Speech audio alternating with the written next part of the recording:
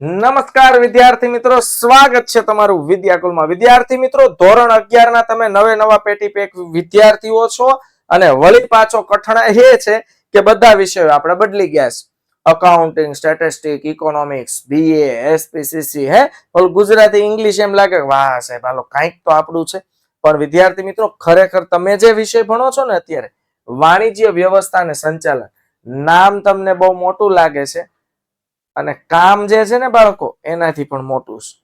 બહુ જ જોરદાર વિષય છે ને એમાંય પહેલું ચેપ્ટર જેમાં આપણને ધંધાના સ્વરૂપની સમજ મળે છે. આપણને અત્યાર સુધી ખબર જ નથી કે ધંધાના આટલા સ્વરૂપો હોય, હે ને, કે વૈયક્તિક માલિકી હોય, ભાગીદારી પેઢી હોય, કંપની સ્વરૂપ હોય, HUF એટલે કે હિન્દુ અનડિવાઇડેડ ફેમિલી હોય, સહકારી મંડળી હોય, કેટલા બધા સ્વરૂપો છે અને વળી પાછા એનું કાર્યક્ષેત્ર કેવી રીતે વિસ્તારેલું છે. તો એના માટે બાળકો સૌથી પહેલા એ સમજવું પડે કે આ બધું અસ્તિત્વમાં કઈ રીતે આવ્યું. તો એ અસ્તિત્વમાં આવવાના કારણનું હતું આ પ્રવૃત્તિઓ. પ્રવૃત્તિઓ છે ને એ ધંધાકીય એકમને આગળ વધારે છે. અને કોઈ પણ ધંધો હોય કે વ્યવહાર હોય, દુનિયામાં બે પ્રકારની પ્રવૃત્તિઓ થાય છે. એક છે બાળકો આર્થિક પ્રવૃત્તિ અને એક છે બિન આર્થિક પ્રવૃત્તિ. એટલે આજે આપણે બંને સમજવાના છીએ. આર્થિક પ્રવૃત્તિ એટલે શું અને બિન આર્થિક પ્રવૃત્તિ એટલે શું. જોઈએ બાળકો વન બાય વન. તો આર્થિક પ્રવૃત્તિ એટલે શું અને બિન આર્થિક, પહેલા હું તમને એની વ્યાખ્યામાં લઈ જાઉં. તો જે પ્રવૃત્તિઓ નાણાંના માધ્યમથી થતી હોય, જોજો સૌથી પહેલા હું તમને લઈ દઉં તો આર્થિક પ્રવૃત્તિ.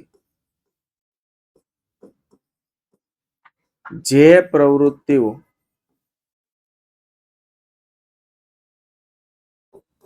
નાણાંના માધ્યમથી થતી હોય,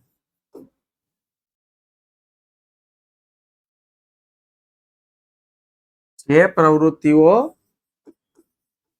નાણાંના માધ્યમથી થતી હોય તેવી પ્રવૃત્તિઓને આર્થિક પ્રવૃત્તિ કહે છે. જોજો બાળકો, નાણાંના માધ્યમથી થતી પ્રવૃત્તિને આર્થિક પ્રવૃત્તિ કહીએ છીએ. જેમ કે આપણે કરિયાણાની દુકાન, સમજો 5 કિલો ચોખા લીધા, 5 લીટર સિંગ તેલ લીધું, 2 કિલો મગ લીધા, બરોબર છે, અને 2 કિલો ડ્રાયફ્રુટ્સ લીધા, બધું થઈને 5,000 રૂપિયાનું બિલ થયું.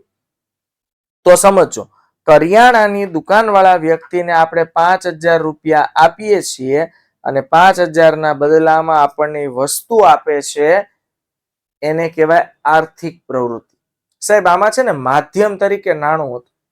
નાણું ફેરબદલીનું માધ્યમ બન્યું છે અને નાણું ફેરબદલીના માધ્યમ તરીકે હોય એટલે અહીંયા ફેરબદલી છે ની ખબર, કરિયાણાની વસ્તુ.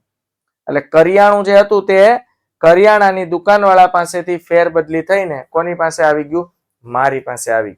એટલે બાળકો એને કહેવાય આર્થિક પ્રવૃત્તિ, કે જે નાણાંના માધ્યમથી થાય છે, જેમાં મધ્યસ્થી તરીકે બાળકો શું હોય છે? નાણું. નાણાંના માધ્યમથી જે પ્રવૃત્તિ થાય છે તેવી દરેક પ્રવૃત્તિઓને આર્થિક પ્રવૃત્તિ તરીકે ઓળખવામાં આવે છે. એવી રીતે બાળકો, નાણાંના બદલામાં વસ્તુ કે સેવા અથવા વસ્તુ કે સેવાના બદલામાં નાણું, આવો શબ્દ વપરાય છે. નાણાંના બદલામાં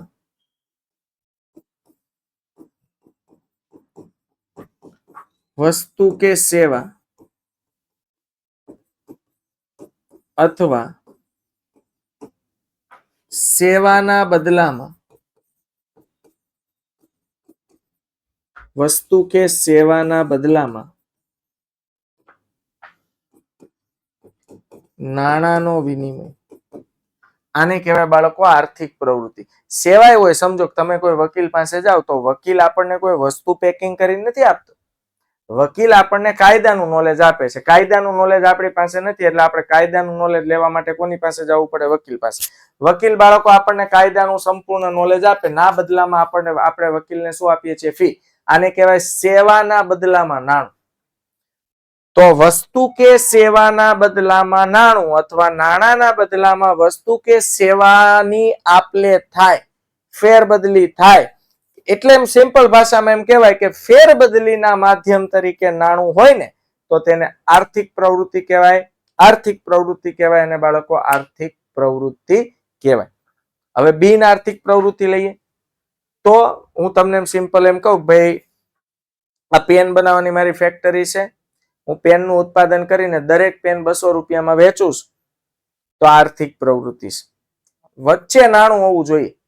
નાણાંના માધ્યમથી તમે કામ કરો છો અથવા નાણું મેળવવાની ઈચ્છા છે, તો જે પ્રવૃત્તિ કરવા પાછળનો તમારો હેતુ નાણું મેળવવાનો હોય, વળતર સ્વરૂપે નાણું મેળવવાનો હોય, એવી દરેક પ્રવૃત્તિને નાણાકીય પ્રવૃત્તિ કહે છે. અથવા ટૂંકમાં એમ કહેવાય છે, આર્થિક લાભ કે નાણાકીય વળતર મેળવવાના હેતુથી જે પ્રવૃત્તિઓ થાય છે તેને નાણાકીય પ્રવૃત્તિ કહેવામાં આવે છે. સમજાય છે? આર્થિક લાભ કે નાણાકીય વળતર મેળવવાના હેતુથી જે પ્રવૃત્તિઓ કરવામાં આવે છે તેને નાણાકીય પ્રવૃત્તિ કહેવામાં આવે છે. એટલે પ્રવૃત્તિ કેટલા પ્રકારની થઈ? બે, આર્થિક પ્રવૃત્તિ અને બિન આર્થિક પ્રવૃત્તિ. હવે સમજીએ બિન આર્થિક પ્રવૃત્તિ. જે પ્રવૃત્તિ આર્થિક લાભ કે નાણાકીય વળતર મેળવવાની અપેક્ષાથી કરવામાં આવતી નથી, સેવાના ઉદ્દેશથી કરવામાં આવે છે, તેવી તમામ પ્રવૃત્તિઓને બિન આર્થિક પ્રવૃત્તિ તરીકે ઓળખવામાં આવે છે. ફરીથી, જે પ્રવૃત્તિઓ આર્થિક લાભ કે નાણાકીય વળતર મેળવવાની અપેક્ષા વગર કરવામાં આવે છે તેવી દરેક પ્રવૃત્તિઓને બિન આર્થિક પ્રવૃત્તિ તરીકે ઓળખવામાં આવે છે. ઓકે, હવે તફાવત જોઈએ બંનેમાં શું ફરક છે સાહેબ. અચ્છા, ઉદાહરણ આપી દો હાલો 4-5 બિન આર્થિક પ્રવૃત્તિના પેલા ઉદાહરણ આપ સાહેબ. રસ્તો રોડ ક્રોસ કરતા હોય એવા વયોવૃદ્ધ વ્યક્તિની તમે હેલ્પ કરો છો માત્ર ને માત્ર સેવાના હેતુથી. તમે રોડ ક્રોસ કરાવીને 10 રૂપિયા માંગશો નહીં, તો આ બિન આર્થિક પ્રવૃત્તિ છે.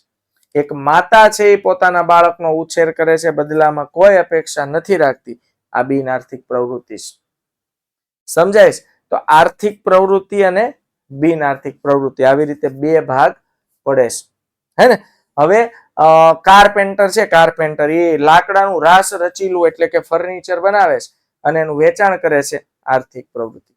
ખેડૂત પોતાના ખેતરમાં જુવારનું વાવેતર કરે છે અને આ જુવાર બાજરી વેચે છે, આર્થિક પ્રવૃત્તિ છે. તો આ બધા આર્થિક પ્રવૃત્તિ અને બિન આર્થિક પ્રવૃત્તિના ઉદાહરણો છે. ઓકે, હવે જોઈએ વન બાય વન હેતુ.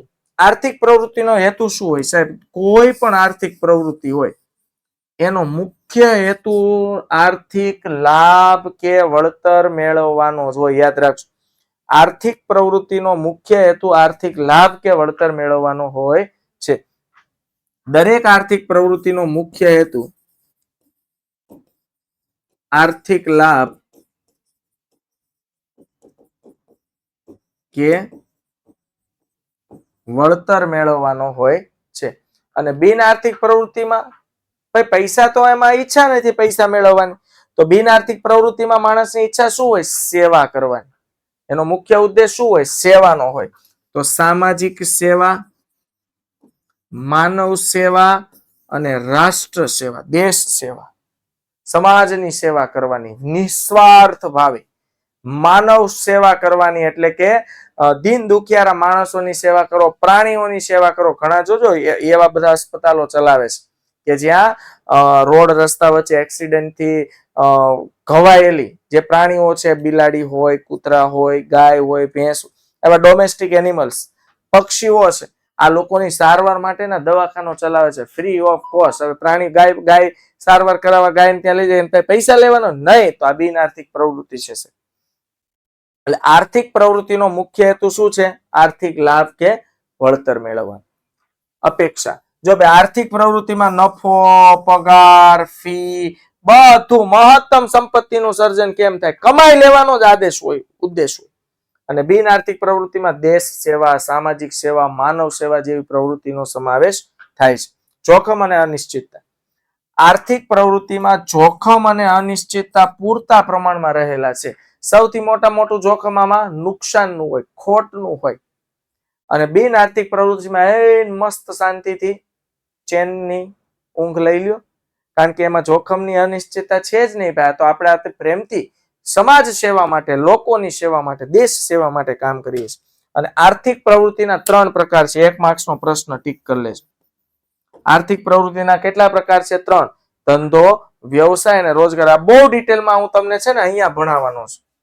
જોજો આ બધી વસ્તુ અત્યારે મેં તમને આમ જો સિમ્પલ લોજિક આપ્યો. સાહેબ તમે ગૂગલ પ્લે સ્ટોર પર જઈને Vidyakul e learning application download કરી લ્યો અથવા 9924444540 અમારી કોલિંગ ટીમ સાથે એક વખત કોલ રિંગ કરીને વાત કરી લો સાહેબ, તમારા દરેક પ્રશ્નનું સમાધાન આવી જાય.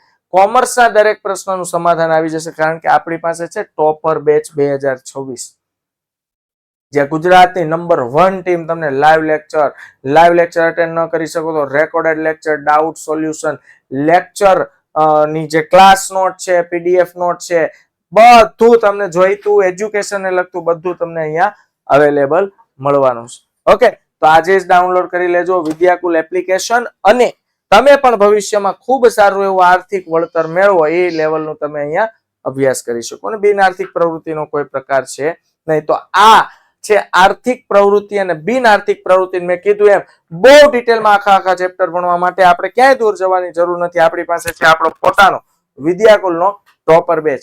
મળીએ બાળકો, આવજો, બાય બાય.